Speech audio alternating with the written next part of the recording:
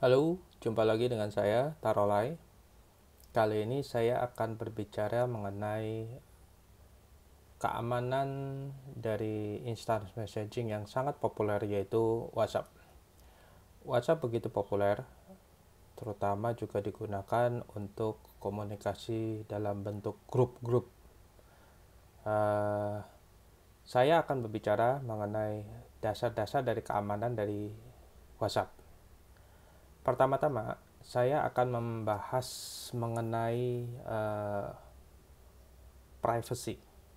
Jarang sekali orang menyadari bahwa eh, kita membagikan privacy dari WhatsApp kita secara sembarangan. Oleh karena itu, eh, silakan masuk ke setting dari WhatsApp kalian.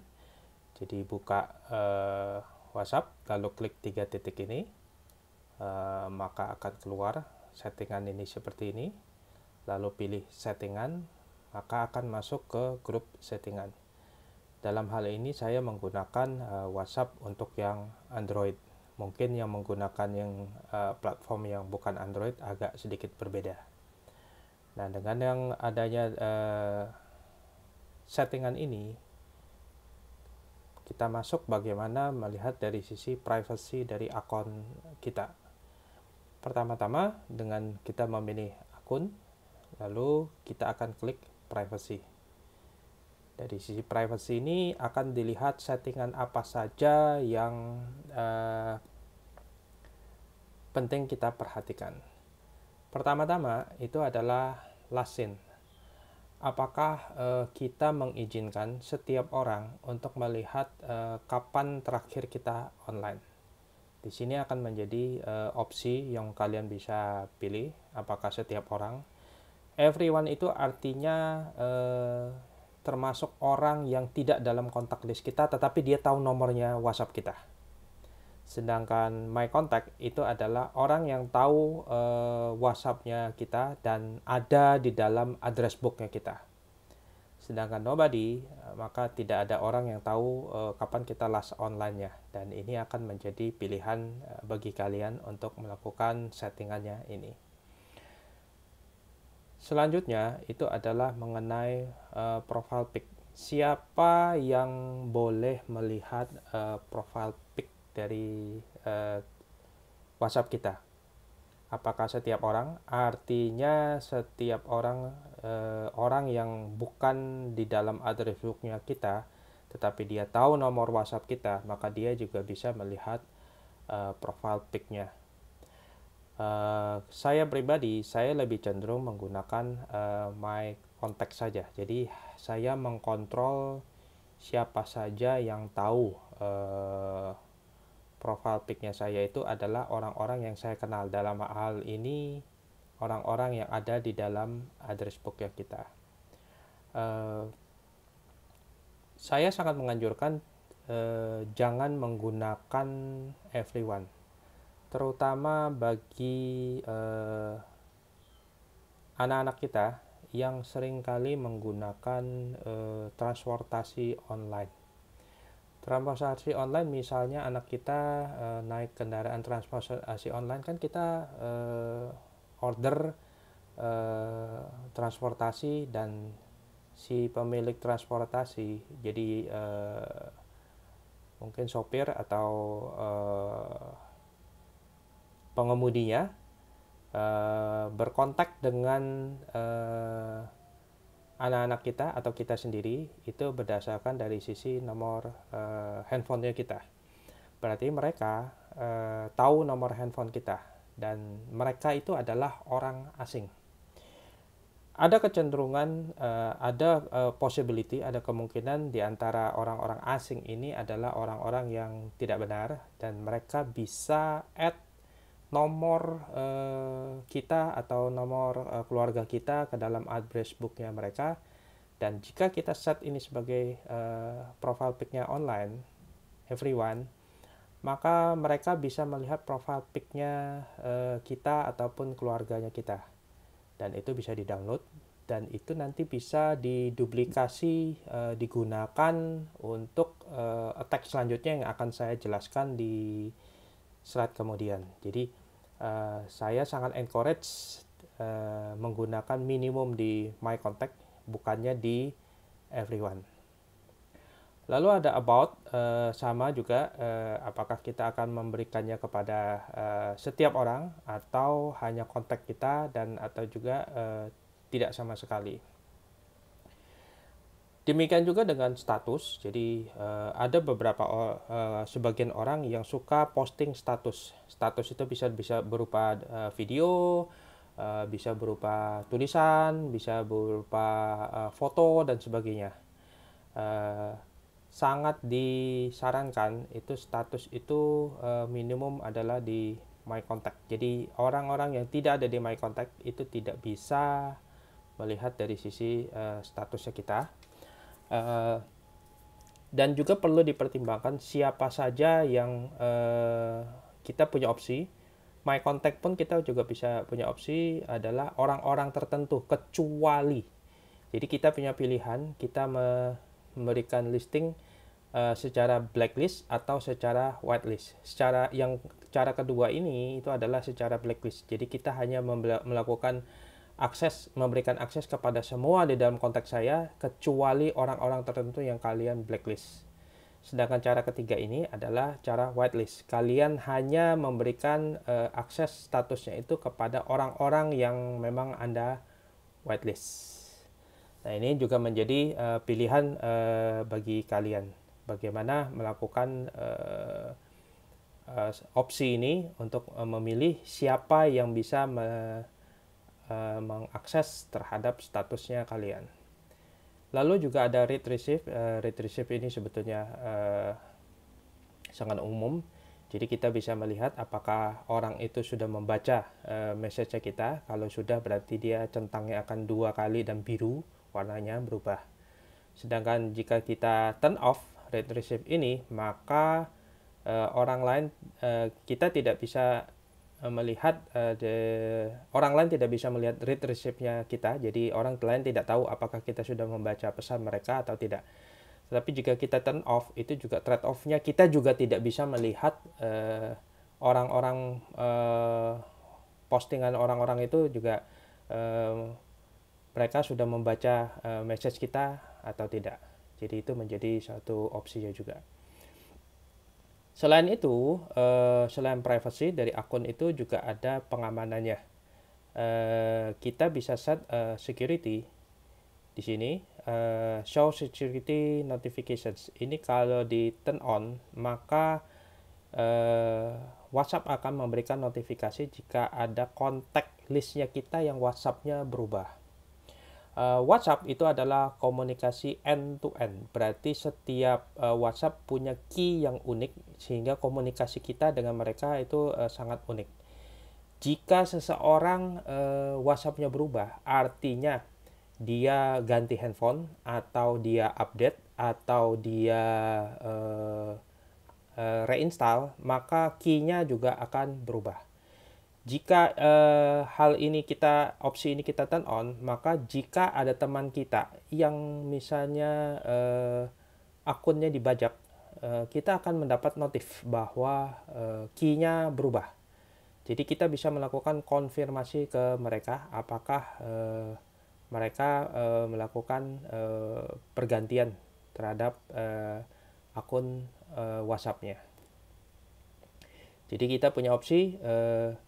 Yang kedua itu adalah selain security, kita adalah two-step verification. Two-step verification jika kita enable, maka WhatsApp akan melakukan verifikasi. Kita harus menginput 6 digit PIN yang kita tentukan jika kita mengalami perubahan dari sisi WhatsApp ya. Misalkan kita pindah handphone, maka WhatsApp akan minta verifikasi 6 digit itu sebelum dia download semua konten-konten itu.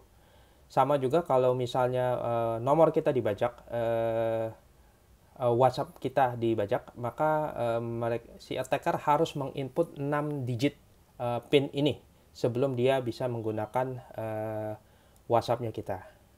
Jadi ini juga salah satu mekanisme untuk pengamanan dari sisi WhatsApp-nya kita. Selain itu saya juga mau bahas mengenai WhatsApp, web WhatsApp yang kita lakukan secara di desktop. Beberapa dari orang-orang membaca ataupun mengakses WhatsApp-nya dari desktop. Jadi bukan dari sisi handphonenya. Itu bisa dilakukan kalau kita masuk ke setting, lalu di situ ada pilihan WhatsApp web. Begitu kita klik WhatsApp web, maka kamera handphone akan menyala dan kita akan diminta men-scan ini. Jadi biasanya kita dari komputer, kita buka web.whatsapp.com akan menampilkan barcode ini, 3D code ini, QR code ini, sorry. Ini yang akan di-scan dari handphone kita, baru kita bisa menggunakan WhatsApp on desktop. Untuk opsi ini, saya memberi catatan bahwa perlukah kita menggunakan Keep Me Sign In dari ini, terutama kita menggunakan WhatsApp web di desktop yang bukan milik kita, misalnya di komputer kantor atau komputer yang di publik dan sebagainya. Jadi kalau kita ini tidak dicentang, artinya opsi ini tidak kita cek, berarti begitu kita logout harus melakukan scan lagi. Nah, bahayanya kalau kita terbiasa melakukan ininya cek dan melupakan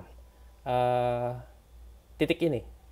Terutama kepada kalau kita melakukan WhatsApp di komputer yang bukan milik kita.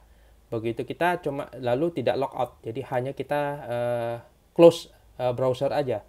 Berarti orang lain yang menggunakan laptop itu, begitu dia membuka link ini, maka dia mendapatkan akses isi konten dari WhatsApp-nya kita dan bisa melakukan secara aktif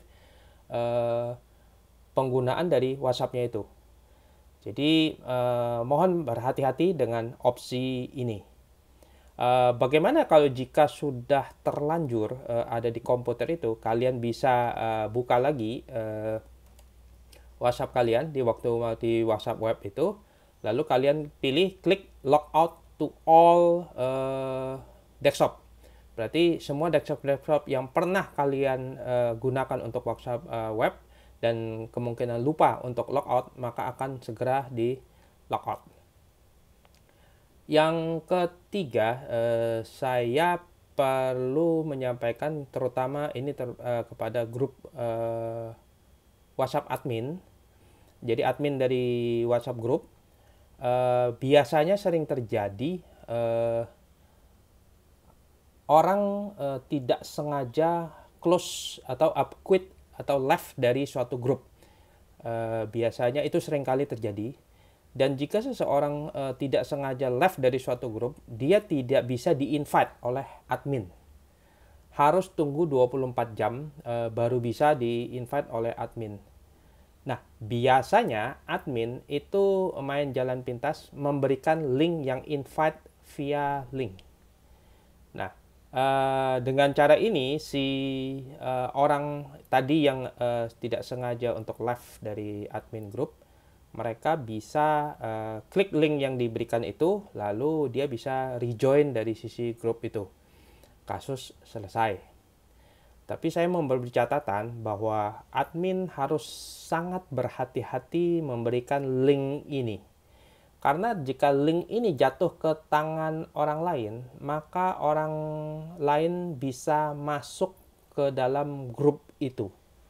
Terutama kalau di grup yang sangat banyak jumlahnya, maka admin biasanya kurang memberikan perhatian siapa saja ada member yang baru link, join dan sebagainya. Terutama juga grup yang membernya banyak dan adminnya banyak. Si admin berpikir, oh yang join ini mungkin dikasih dari admin yang lain. Admin yang lain juga berpikir yang sama. Padahal yang join ke dalam link itu mungkin juga orang asing yang memang kebetulan linknya itu jatuh ke orang lain gitu. Jadi saran saya sangat berhati-hati dengan ini. Jika seandainya mau memberikan link ini kepada orang yang tadi tidak sengaja left dari grup, minta tolong sesudah dia join dalam grup menggunakan link itu, minta tolong sama dia linknya itu segera dihapus.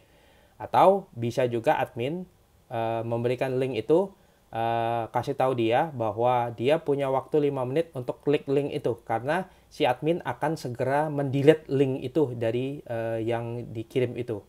Jadi itu juga salah satu mekanisme pengamanan terhadap invite via link. Nah, terakhir saya membahas mengenai account takeover. Banyak sekali video yang beredar mengenai cara-cara orang membajak suatu account. Saya tidak di posisi membenarkan atau menyangkal dari apa yang video-video yang beredar itu, tapi saya hanya mau melengkapin saja. Logikanya, seseorang jika mau membajak akun WhatsApp kita, maka dia harus tahu nomor WhatsApp-nya kita. Seseorang bisa menginstal WhatsApp di handphonenya dia, lalu menginput nomor handphone dari si targetnya. Begitu dia mengisi nomor targetnya itu, si korban pasti akan menerima SMS verifikasi seperti ini. Jadi si korban pasti akan menerima bahwa your WhatsApp ada 6 digit ini, dan juga ada link yang ada 6 digit ini, angkanya ini sama. Kalau sampai angka ini disampaikan kepada pihak yang tidak berkepentingan, maka secara otomatis WhatsApp-nya kita akan segera dibajak. Jadi artinya diambil alih. Caranya mereka macam-macam.